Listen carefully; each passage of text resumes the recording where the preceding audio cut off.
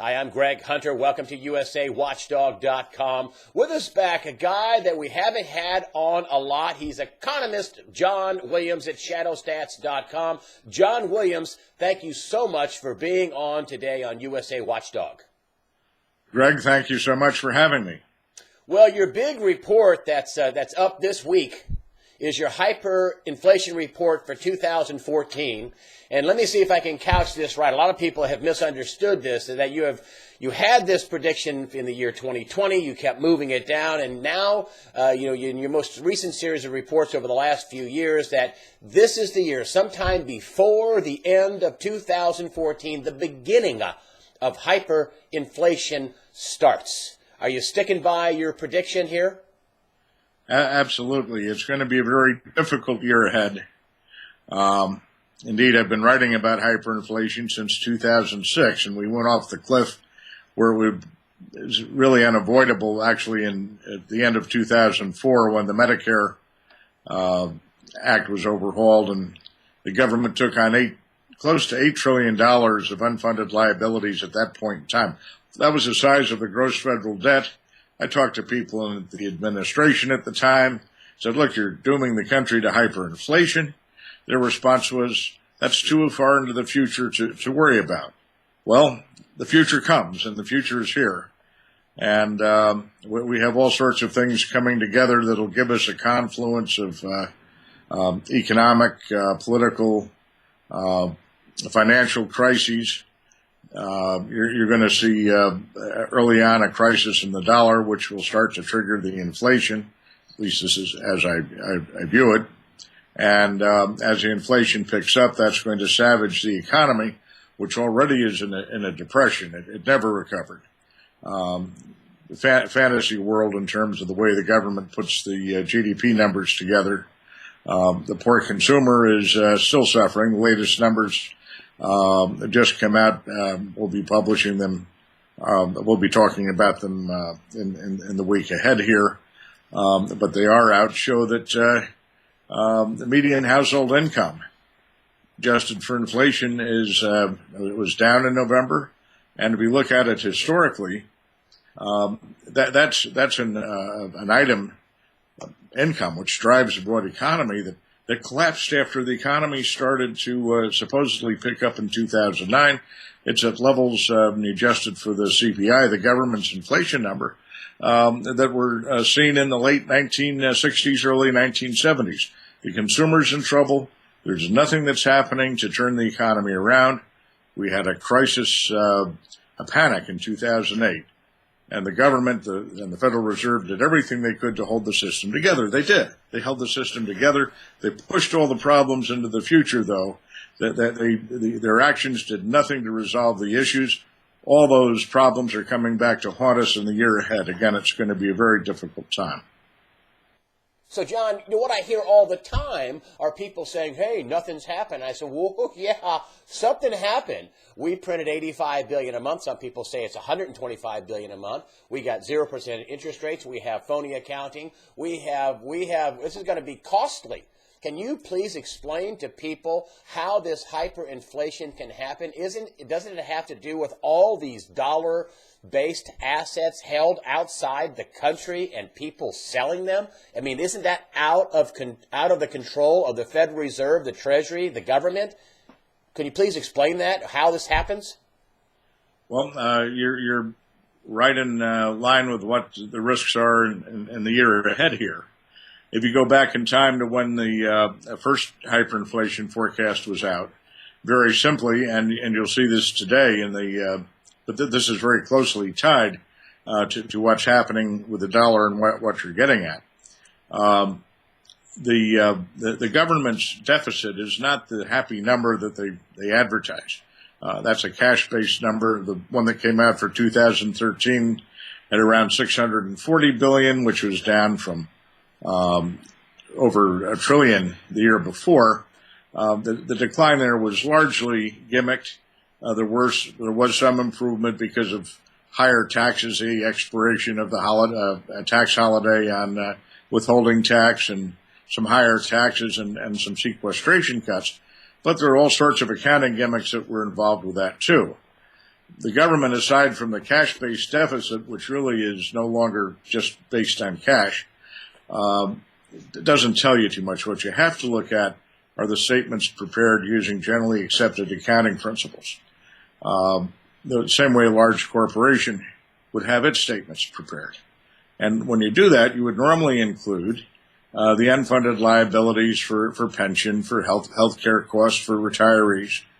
And for the federal government, this is in the area of Social Security, Medicare. When you add those in there, and now with Obamacare, what you see is that instead of having a deficit of $640 or $80 billion in 2013, on a GAAP basis, it was approaching $7 trillion. I'm figuring about 6.8. Now, putting that into perspective, that's uncontained, it's uncontrollable. That was a case in 2004 when I started talking, or at least with the people in the government at the time, about the hyperinflation risk. If you wanted to bring that into balance in a given year, and when you're looking at an annual basis, it would be nice to be able to bring it into balance in a year. It's very difficult to do. You can't raise taxes enough. You could raise taxes to take 100% of everyone's salaries, wages. You'd still be in deficit. You could cut every penny of government spending, including all the military, except for Social Security and Medicare. You'd still be in deficit. What that means is you're not in a position where you're going to be able to just increase spending and not cut another area. I mean, increase taxes and not cut the social programs and have any hope of balancing this. That's not going to happen. We've seen that. The government just put forth an agreement for the next 2 years where there was nothing done to address the long-term solvency issues, the insolvency risk for the United States. The global markets are very, very concerned about that. We saw that back in 2011. We began to have a currency panic. At the time, their negotiations fell apart then, and you had a downgrade from AAA to AA from Standard and Poor's. Then they pushed all the negotiations off till after the election. They pushed those off to what we just saw, and now they pushed, without any significant deal, they pushed the latest deficit agreement off to after the 2014 election, and everyone's assuming, okay, that takes care of things for now. It doesn't. The global markets are very much looking for a resolution here. Very sensitive, very key area that's going to help knock the dollar lower. Anything that suggests a deficit deterioration here, and a weak economy would do that, will have devastating impact on the dollar. Well, the deficits. I want to interrupt you here. I'm so sorry. I want to get this in. So how would this inflation, would the foreigners just start saying, okay, yeah, you're going to raise the debt ceiling now another couple of trillion. You've got a two-year budget that does nothing. You need another couple of $1 trillion. I'm selling everything. I'm selling bonds. I'm selling dollars. I'm selling your debt. We're gone. We're done. Is that what you're talking about? Why the hyperinflation begins? That foreigners start saying, okay, you're not going to do anything to fix this. We're selling. Yeah, that's what we're getting at here, because over the long haul, without being able to meet its obligations, the federal government, like most governments that print money that they pay, use to pay their obligations, they'll just print the money to pay it off, and that gives you a hyperinflation. That would have been further down the road.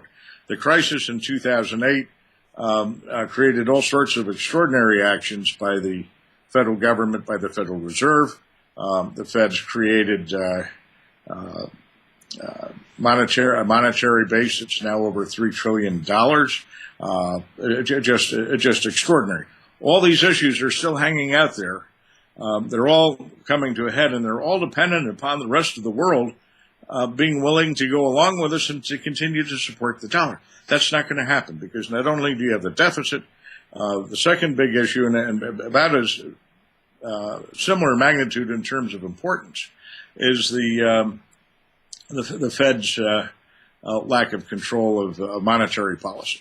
There's been a little bit of tapering, but it was not meaningful. It was all political window dressing. All this quantitative easing that we've seen by the Fed, supposedly, I mean, at least the public story is this is designed to prop up the economy to help bring down the unemployment rate. That's nonsense. Mr. Bernanke's indicated very clearly that he knows there's nothing he can do to bring down the unemployment rate. There's nothing that the Fed can do to really help the economy here. The reason the Fed has been doing its quantitative easing has been to provide liquidity to the banking system. The Fed's primary function in life here is to keep the U.S. banking system liquid and solid. It's a central bank. It's a private corporation owned by the banking system. Yes, it has a mandate from the Congress to try and support the economy, keep inflation under control, but its primary function is to prevent a collapse in the banking system. The banking system is not healthy. They're still propping it up, and that's why we have this quantitative easing. The weak economy is being used as a political cover, and I can tell you going forward that the economy is going to be weak enough that the Fed will still have adequate political cover to do anything that it wants. I can also tell you that there's nothing much that's happening to turn the banking system around. You get the new Fed chairman in. I would not be at all surprised to see an expansion in quantitative easing, certainly no significant pullback in quantitative easing, which again will be a big negative for the dollar. The third negative for the dollar is the economy. Right now, we've seen a spate of strong economic news at the October, November. I'll contend that's largely an artifact of the government shutdown, where you had all sorts of disruptions in terms of the economic surveying and the reporting. That'll calm down in the next couple of months. You're going to be seeing weaker than expected economic statistics. The economy had started to turn down again in the second quarter, the third quarter, but forget the GDP reporting. I'm talking the underlying economic reality. You'll see that again in the first quarter of 2013. Weaker economy, real bad news for the budget deficit. 2014, the first quarter of 2014. I'm sorry. Yes, I'm just trying to get into the new year mode of thinking. I've already written the date wrong down already a couple of times. So the first quarter of 2014, you're going to start seeing the wheels come off in 2014. Is that when you're going to start seeing this pressure on the sale of treasury bonds by foreigners, China, Japan? They need the money too. Are you going to start seeing the dollar start to sell off in this quarter? I think there's a good chance of it. The timing of a currency sell-off, it's really going to be a currency panic, is always very difficult to try and pin down, but you can look at the factors that are likely to trigger it. Anything that indicates the Fed is not going to be tightening up as it's been indicating, anything that indicates that the deficit's going to be worse, that there's no chance, in fact, the government's already given the signal, there's no chance of their addressing in the near term the long-term solvency issues of the country, anything that suggests the economy is weakening, and we'll certainly be seeing that in the numbers. Fourth factor here that's important, doesn't always rise to the surface, but when something's happening, it's a major factor with the dollar, and that's confidence, public and global confidence in the U.S. government. When you see the presidential rating at an all-time low, that would be a signal for a weak dollar. I'm not singling out anyone here, but over time, weakness in a presidential approval rating has been a very good indicator of the direction of the dollar. Weak confidence in the government, a weak dollar. Add to that, we still have a deficit, which is pumping excess trade deficit, which is pumping excess dollars into the rest of the world. The environment could not be more negative for the dollar as we come into massive dollar selling here. And I'm talking a big decline in the dollar. You will see most likely government intervention. We've already been seeing intervention actually in the last year, trying to prop up the dollar, knock down gold. Been reasonably successful, certainly in terms of knocking down the price of gold. But when the fundamental selling pressures really start to pick up, when the selling gets heavy, the intervention becomes extremely difficult to manage and very expensive to maintain. You'll see the weakness in the dollar. In turn, the weakness in the dollar will be seen in a spike in oil prices, spike in gasoline prices. We've been seeing that on and off over the last couple of years since the panic in 2008. The weakness in the dollar, spiked gasoline prices, and that's been driving the official inflation numbers more than anything else. There's an 80% correlation between the movement in the dollar and the movement in oil prices, and same order of magnitude in terms of oil prices and inflation. And you think? Oh, go ahead. In terms of direct impact on the prices, you'll see a cost pusher, with the commodities driven higher by the weakness in the dollar, pushing inflation higher.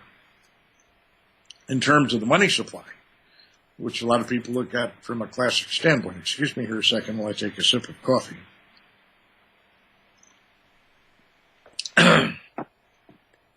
You mentioned earlier that there's a big overhang of dollars outside the United States. You're absolutely correct.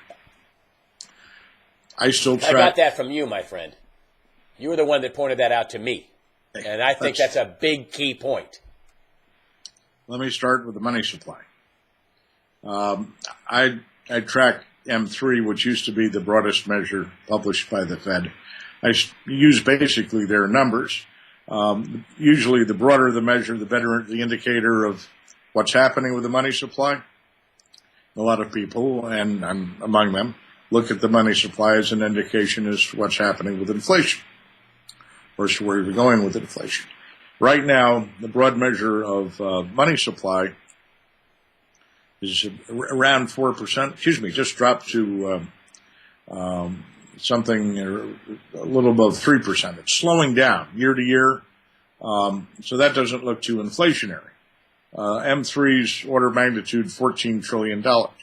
You have almost that amount of money sitting outside the United States, which is not counted in the money supply. And when you're looking at the effects of the money supply, you have to consider what's outside the U.S. You don't have that with a lot of countries, but with the U.S. where you have the reserve currency, that's the case. There's a tremendous amount of dollar overhang. And how much is held outside the country, do you think? I'm sorry? How many dollars? How much dollar assets are held outside the country now? It's over 12 trillion. You don't need a lot of selling of dollars to crash the dollar. I mean, a couple of trillion should. When I say that, that's cash and near cash, and people holding U.S. Treasuries, for example. So that if that's sold, you start getting heavy selling there, and I'll contend that there are a lot of people holding the U.S. Treasuries that view them as losing propositions, but they don't want to trigger anything. But once the sell-off begins, nobody wants to be the last one out the door. And as the dollars get sold, those funds flow into the United States. The Fed will be trying to absorb them to prevent the system for the financial markets from collapsing. It'll be monetizing the debt at a pace even faster than it is doing now. Right now, the Fed is buying U.S. Treasuries. The last year, it bought order of magnitude 65% of the net issuance of public debt, publicly held debt. That's not being borrowed in the market. I mean, it's not being the money's not being lent by the American people, or loaned by the American people by the investors outside the United States. It's being loaned by the Federal Reserve. That's monetization of the debt. That should be beginning to impact the broad money supply. It hasn't. But it hasn't shown up yet. And at the same time, with all this monetization, with the Fed still buying, they cut back their purchases of Treasury securities from $10 billion a month to $9 billion a month in the taper, very minimal cutback. With the monetary base still exploding, you should be seeing some pickup. It's not a real heavy relationship that you used to have in the past, because banks aren't lending the money; they're putting most of it on deposit with the Fed and reserves. But nonetheless, as the monetary base is soaring, the broad money measure is falling in terms of year-to-year growth. And to me, that's an indication of financial stress in the banking system, which means you're going to have more quantitative easing. The Fed is locked into a very difficult circumstance here. It's not going to let the banking system fail. It'll provide whatever it has to provide to keep the banking system afloat, but that's going to be very negative for the dollar. And it's a self-eating cycle. And then what about the dollar panic? You think that at some point this year that there's going to be a dollar panic. You don't know when, but you think people will be panicking out of the dollar. Is that right? Is that what's going to be in your report? I would see that as the proximal trigger of starting the much higher inflation and moving us into the early stages of a hyperinflation.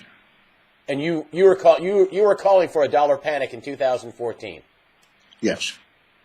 I can't tell you that it's going to be next week. It could be. But I would expect it in the early part of the year as opposed to the latter part of the year. Could that cause a banking holiday? Could that cause some sort of bail-in that a lot of people are calling for and talking about, where the depositors will just have to pony up to recapitalize the banks? It's going to be difficult. Panics, by their nature, are difficult to predict, because it's generally viewed as being irrational. I don't know that they're irrational under the circumstance. But again, what we have in working through the system here are all the problems from 2008. They generally have not been resolved. They were plastered over and pushed into the future, and now 5 years after the fact, we're excuse me, I can't even count.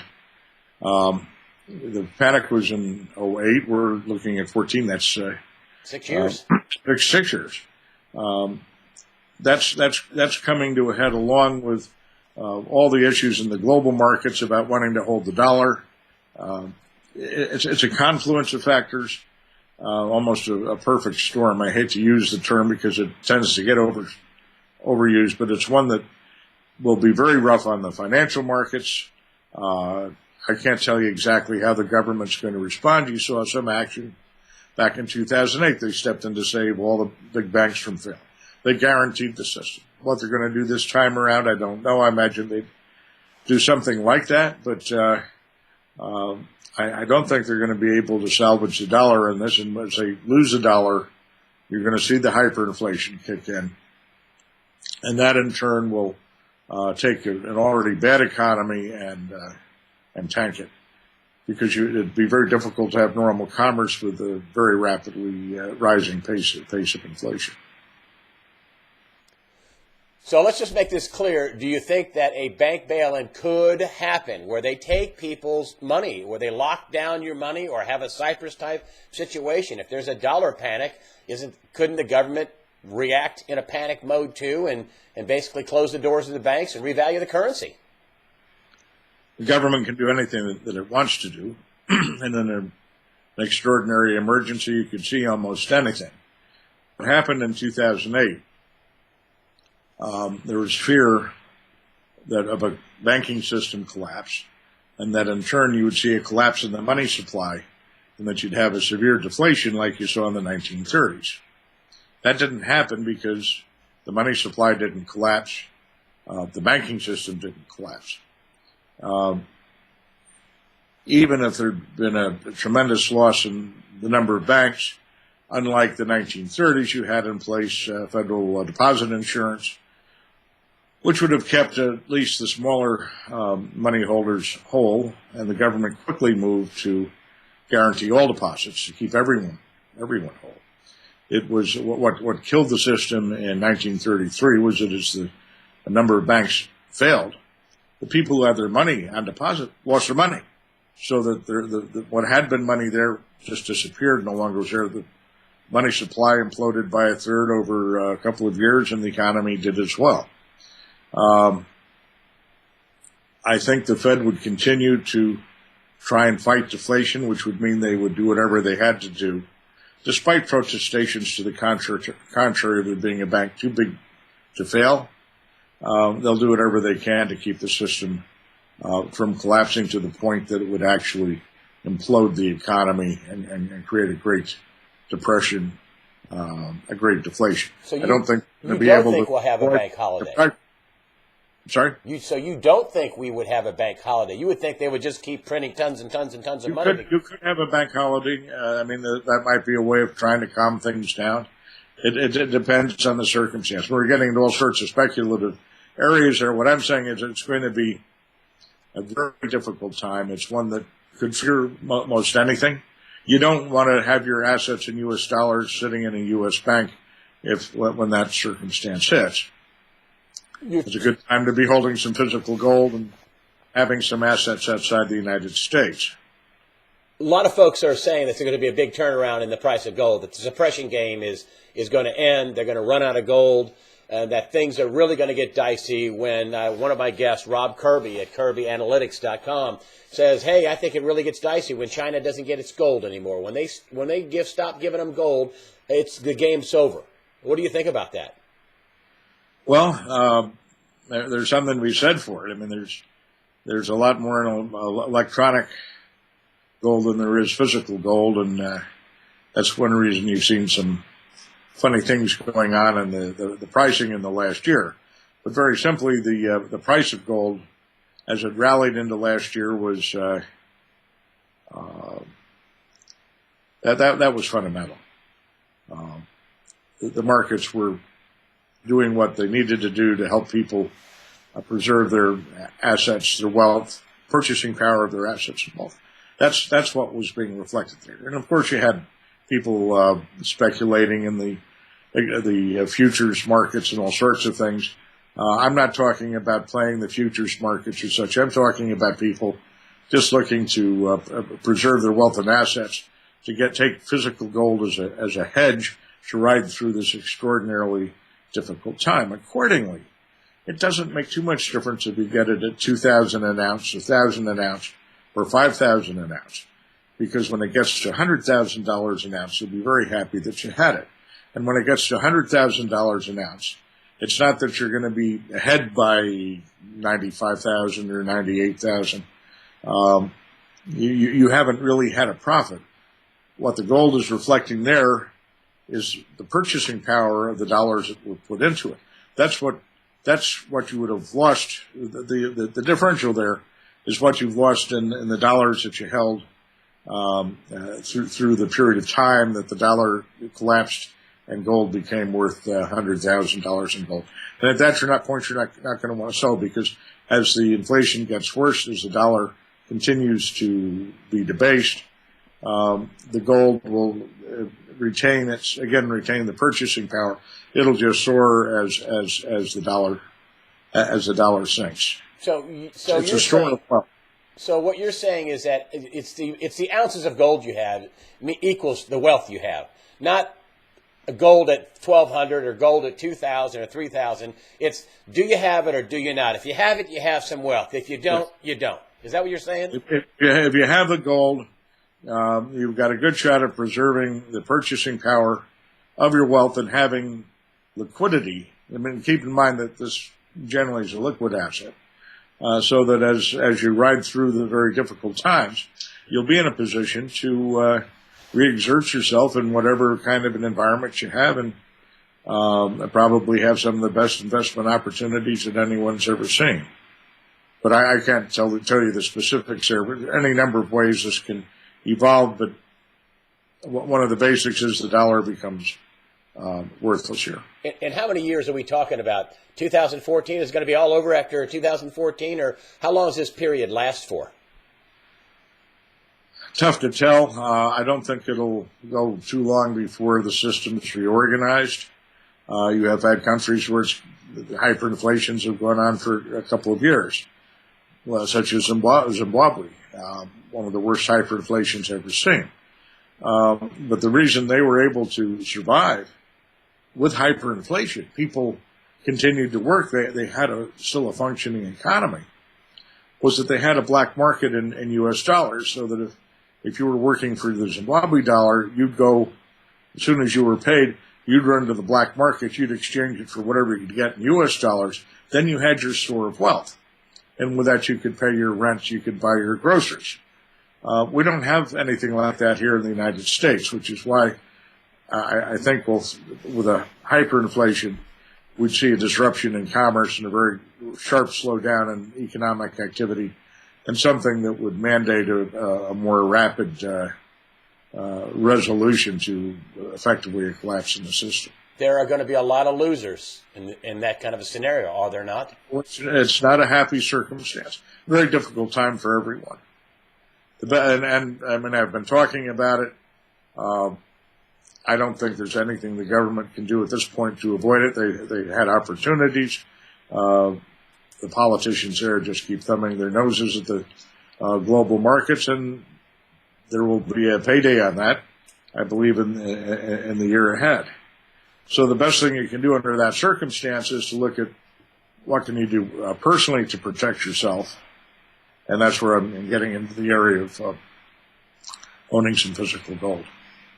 You think the wheels come off this year, start to come off in 2014? Yeah, I put 90% odds on it. It's an eventual certainty. I'm sorry, once again, you think the wheels will come off in 2014? What are the odds? 90. 90% this year. As in 10% that it won't happen. Wow. And then what's the odds of it happening by the end of 2015? Well, obviously 100%. It's an eventual certainty, unless the people in Washington. So you always have to leave a little bit of hedge there. I mean, maybe if let's say this doesn't happen by the 2014 election, and people are suffering financially and are very uncomfortable and vote for enough of a political change to put people in power, at least in Congress, who can move to try and balance things. Maybe maybe there's something there that could be done to forestall it. I just can't. I don't see it happening. There's no political will with the people in Washington to address what has to be addressed here. High odds 2014, your prediction of hyperinflation, the beginning of it, is going to happen this year. Yes. And there's going to be some sort of dollar panic sometime before the first half of the year is what you're thinking. So I would look for that in the first half of the year, and that'll be the proximal trigger for the early stages of the hyperinflation, but along with the sell-off in the dollar. And again, you may have all sorts of government intervention here in the currency markets, all sorts of jawboning. There are any number of things that they can try, but unless they hit the fundamental issues, it's all doomed to failure. They can always buy a little bit of time, but once you start to have a massive sell-off here, I see the game as being over. John Williams, economist at shadowstats.com. You are also the creator and the main writer of that wonderful subscriber newsletter at shadowstats.com. I know a lot of people that aren't even big-time investors that just love reading your newsletter and just buy it because they want the real numbers. And that's what I say to people about you, is that you take the numbers at ShadowStats the way they used to be configured back in 1980 for true inflation, and 94 for the real unemployment rate. It's somewhere in the 22-23%. I mean, the real GDP rate, with real inflation. And you're the guy that puts it all together. Thank you so much, John Williams, shadowstats.com, for joining us today on USAWatchdog.com and giving us a preview of your 2014 hyperinflation report. And thank you again for having me.